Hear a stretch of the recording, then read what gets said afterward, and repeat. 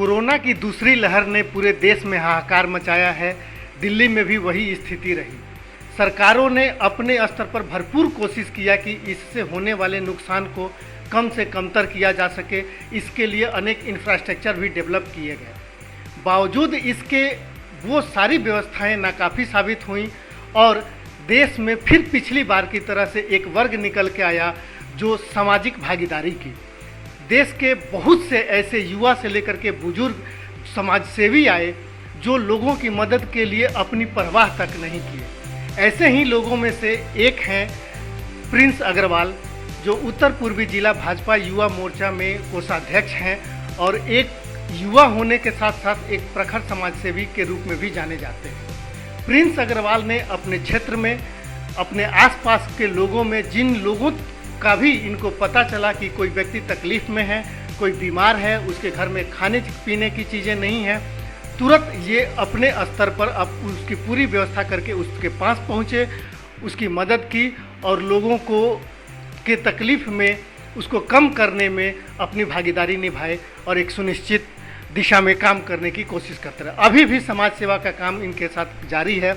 हम बात करते हैं कि प्रिंस अग्रवाल किस तरीके से कोरोना के दौरान विशेष करके एक युवा होते हुए लोगों के लिए एक प्रेरणा भी बन रहे हैं और लोगों की मदद के लिए आगे भी आ रहे हैं। प्रिंस जी, सबसे पहले तो आपका बहुत बहुत स्वागत है दिल्ली मेल में। किस तरीके से आपने जैसे ही कोरोना की दूसरी फेज शुरू हुई, किस तरीके से आपने लोगों के बीच में जा करके काम करना शुरू किया? नमस्कार अमिताभ जी, बिल्कुल सही कहा आपने। मैं एक युवा हूँ और एक देश का नागरिक हूँ। जिस तरह से दिल्ली में दूसरी लहर शुरू हुई, हमने देखा कि हॉस्पिटलों की व्यवस्था काफ़ी हद तक ख़राब हो चुकी है। ना लोगों को बेड मिल पा रहे थे, ना ऑक्सीजन, ना दवाइयाँ, जो चीज़ें कुछ नहीं मिल पा रही थी। इन सब चीज़ों को देखते हुए हम भी ग्राउंड स्तर पर उतर के जनता के बीच में गए, लोगों की मजबूरियाँ देखी, लोगों के फ़ोन आए कि हम इसी के लिए मजबूर हैं, क्या मदद मिल सकती है। तो इन चीज़ों को देखते हुए हम लोगों की मदद करने के लिए उतरे।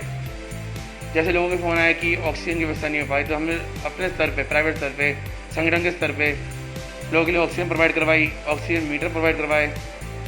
जिन लोगों को भोजन की व्यवस्था थी उन लोगों को भोजन भी व्यवस्था कराया, सूखा राशन की व्यवस्था करवाई गई। जिस तरह से भी हो सके हमने सारी मदद लोगों की करवाई। इस बीच में आपने फिर एक बीड़ा उठाया कि पूरे पूरा वार्ड को सैनिटाइज कराया आपने अपने व्यक्तिगत खर्चे पर, अपने स्तर से। कितनी दूसरे लोगों की मदद मिली और आपको क्या लगता है कि कितने लोगों को राहत मिला? देखो, आप बिल्कुल सही कहा आपने। हमने एक बीड़ा उठाया करीब आज से 15 दिन पहले कि हम एक वार्ड, भजनपुरा वार्ड को हम वैक्सीनेशन कराएं अपने स्तर पे।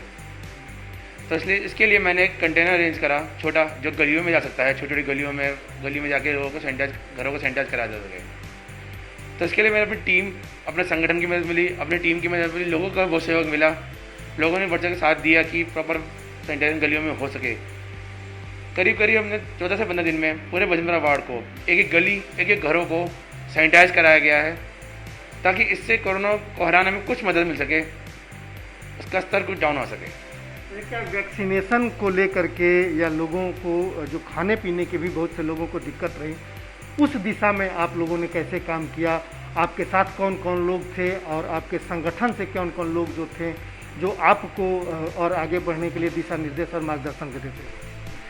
इसके लिए प्रेरणा मुझे हमारे माननीय सांसद जी मनोज तिवारी जी, हमारे माननीय विधायक श्री अजय मावर जी, माननीय जिला अध्यक्ष मोहन गोल जी की प्रेरणा मिली, उनका सहयोग मिला, उनसे ज्ञान मिला कि लोगों की मदद करें।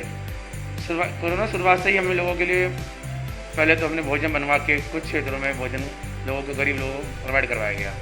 उसके बाद हमें लगा कि सूखा राशन, बने राशन से ही कुछ नहीं हो पाएगा, तो सूखा राशन जिनकी जो रिक्वायरमेंट थी वो सूखा राशन किट बनवा के लोगों को मदद कराई गई।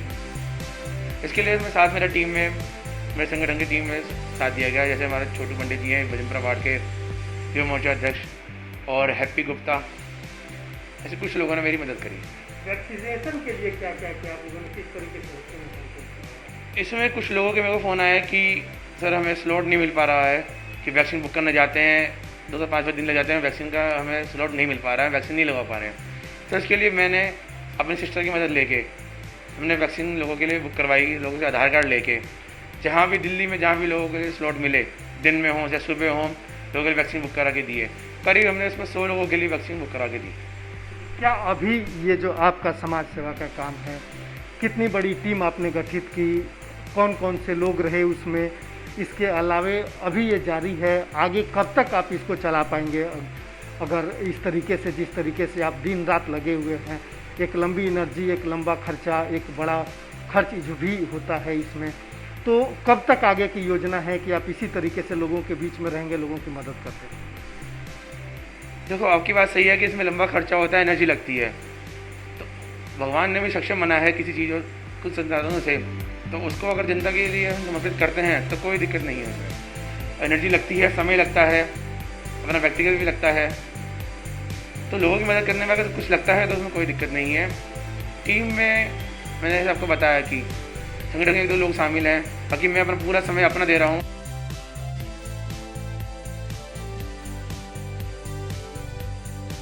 तो ये थे प्रिंस अग्रवाल जो बता रहे थे कि जब तक क्षमता है, जब तक प्रभु की इच्छा है, तब तक ये समाज सेवा का काम चलता रहेगा। ऐसे ही लोगों को उनके तकलीफ से बाहर निकालने के लिए इनका प्रयास जो है वो जारी है और जारी रहेगा।